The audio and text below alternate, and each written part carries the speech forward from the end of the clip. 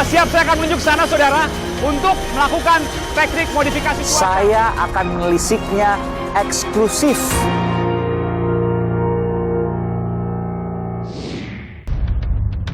Saudara, setelah pekan lalu saya eksklusif mendapatkan dokumen pemeriksaan Jaksa Pinangki.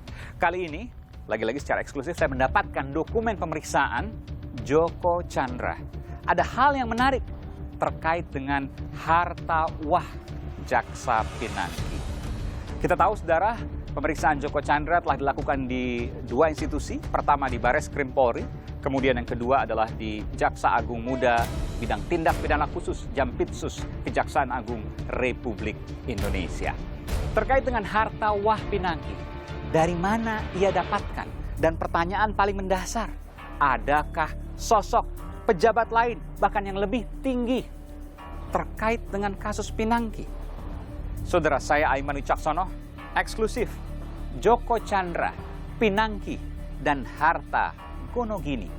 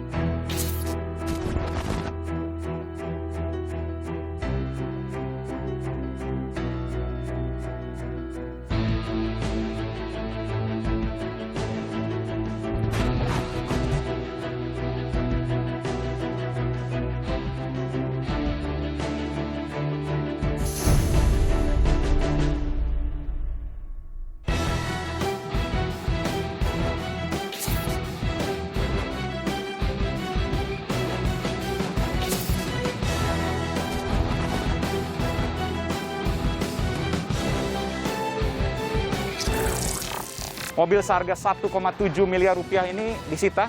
Pak, saya ingin lihat plat nomornya saja, Pak, ya. Ini bulan 3 2025, artinya dibeli bulan Maret 2020.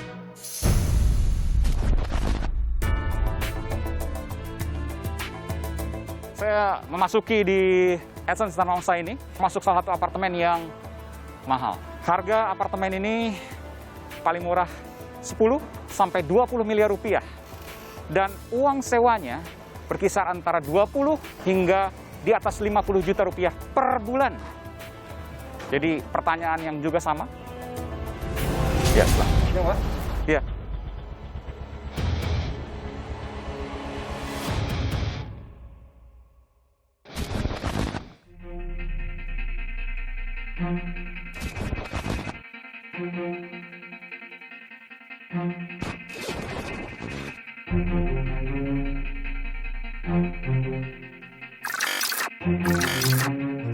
Pinangki melapor ke pimpinan pada November 2019 pasca pertemuan dengan Joko Chandra. Waktu itu masih buron luar biasa.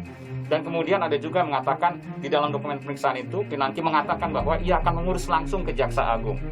Tapi kemudian pimpinan atau bahkan Jaksa Agung tidak pernah kemudian diperiksa. Apakah sebuah hal yang janggal ini, Pak?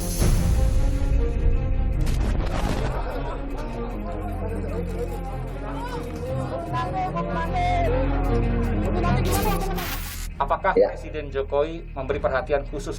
Memberi perhatian yang sungguh-sungguh. Saya setuju, Pak, memberi perhatian yang sungguh-sungguh kepada kasus Joko Chandra dan kejaksaan ini. Pesannya itu pokoknya tegakkan hukum tanpa pandang bulu. Jangan boleh ada pejabat penegak hukum itu menggigit orang untuk mengambil keuntungan dari sebuah perkara. Kalau itu ada, saya yang akan gigit dia.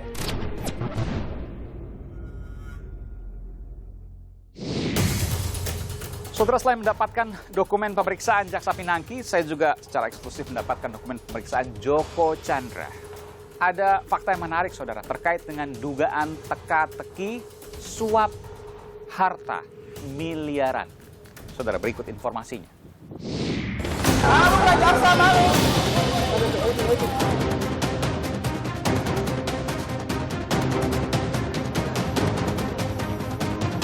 KPK bisa menyatakan pandangannya, apakah ini sudah oke, proporsional, atau harus diambil alih.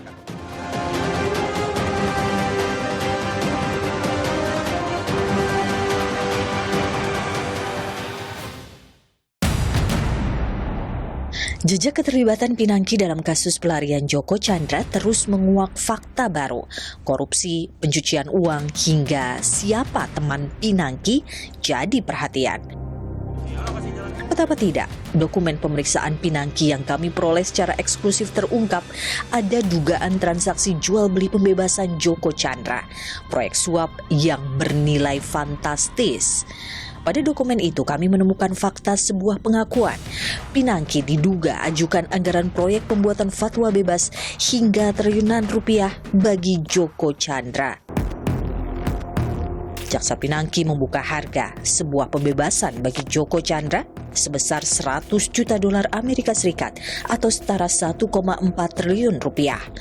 Namun kemudian disepakati anggaran pembebasan ini sebesar 10 juta dolar Amerika Serikat atau sekitar 140 miliar rupiah. Anggaran ini digunakan untuk pembuatan fatwa di Mahkamah Agung yang isinya akan diskenariokan berbunyi Joko Chandra tidak bisa dieksekusi sebabnya dalam putusan peninjauan kembali PK tidak termaktub perintah penahanan kepada Joko Chandra.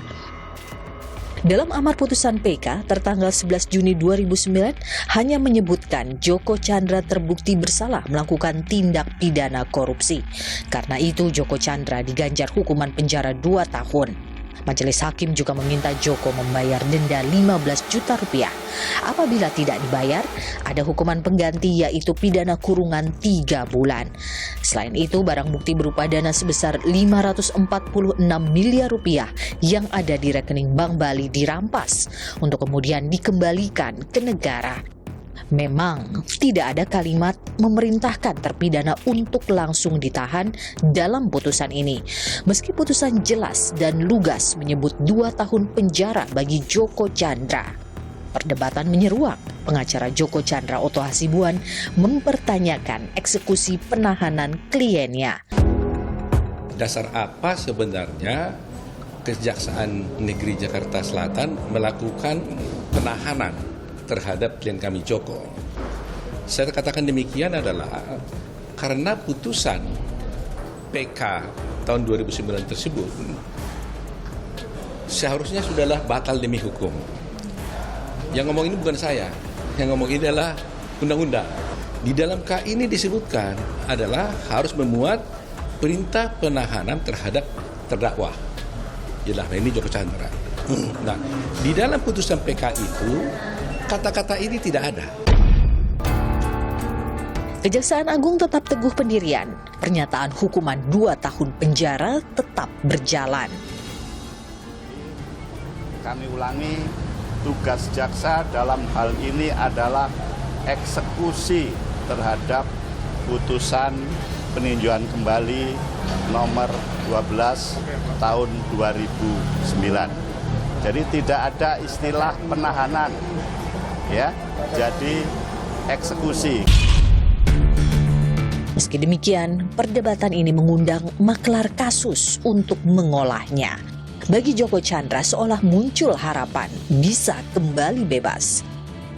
Hingga akhirnya kasakusuk dijalankan, pertemuan di Malaysia dilakukan. Namun permohonan fatwa MA kandas. Sementara dugaan harta haram sudah kadung mengalir deras.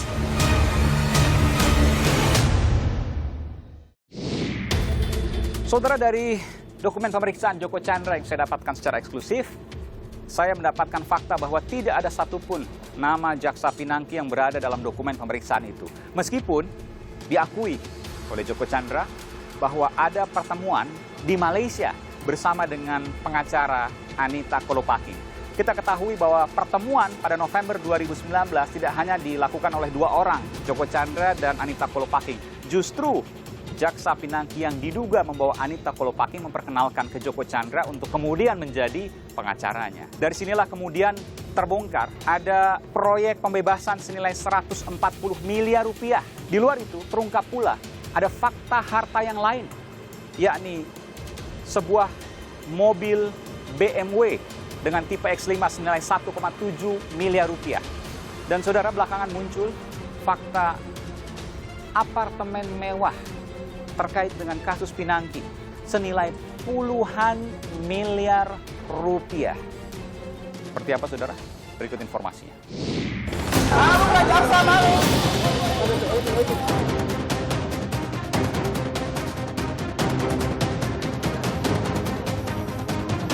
KPK bisa menyatakan pandangannya apakah ini sudah oke, proporsional atau harus diambil alih.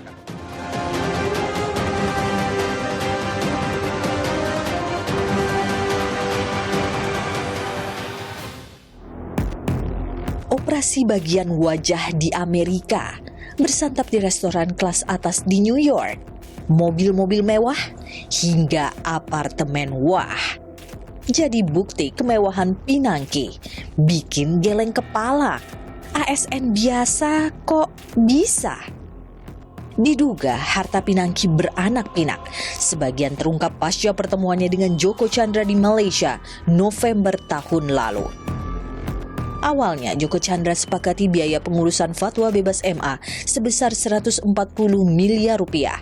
Tapi biaya diberikan bukan dalam bentuk uang, melainkan berupa proyek pembangunan pembangkit listrik fiktif.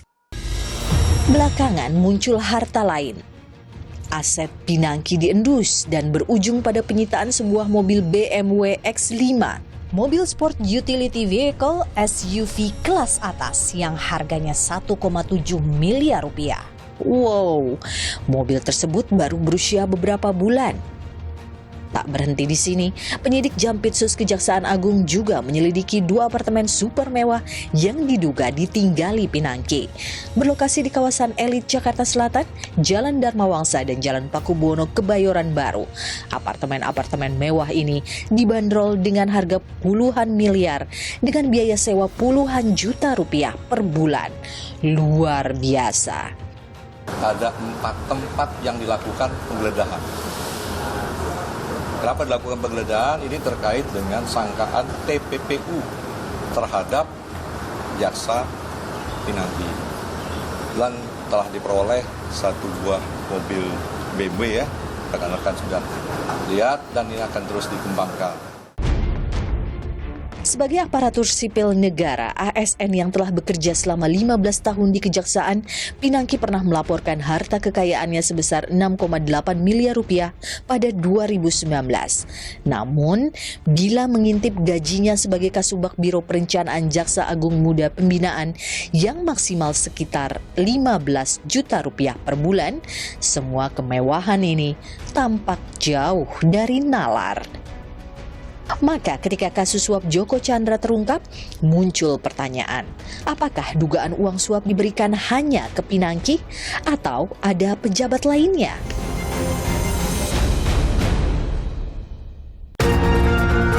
Saya akan menelisiknya eksklusif